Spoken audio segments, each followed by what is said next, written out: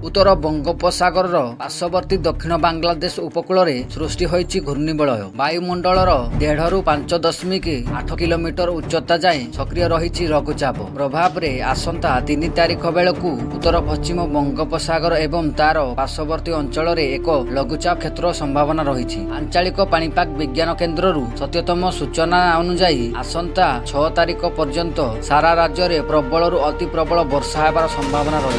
विशेषकर उत्तर एवं पश्चिम ओडिशा रे वर्षार प्रकोप अधिक देखा मिलिबो। एही घूर्णिबलय प्रभाव में आसंता 3 तारिख बेलू उत्तर पश्चिम बंगोपसागर एवं तार पार्श्ववर्ती अंचल एक लघुचाप क्षेत्र लो प्रेशर एरिया सृष्टि होगाकू जाउछि। ଏହା ଫଳରେ मौसुमी वायु अधिक सक्रिय हेबो एवं वर्षार विस्तृति बढ़िबो। राज्य अनेक स्थान में लगातार हालुका वर्षा जारी रही। ट्विन सिटी कटक एवं भुवनेश्वर समत उत्तर ओडिशार अधिकांश भाग में हालुकारु मध्यम धरणर वर्षा लगी रही। आगामी किछि दिन पर्यंत यही स्थिति ही बजाय रहिबो। पाणीपाग केन्द्र आगामी 24 घंटा मध्य केतेक जिले में प्रबल वर्षा नहीं सतर्क सूचना जारी करिछि।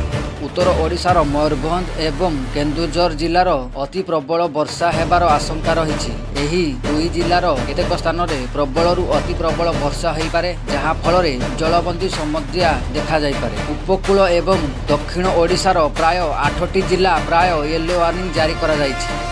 सेगुड़िक है भद्रक, केन्द्रापड़ा, कटक, जगतसिंहपुर, गजपति, रायगड़ा, कोरापुट एवं मालकानगिरी एही सबु अंचल वज्रपात सह मध्यमरू प्रबल वर्षा होबार संभावना रही। रिपोर्ट ओडिशा सम्राट न्यूज।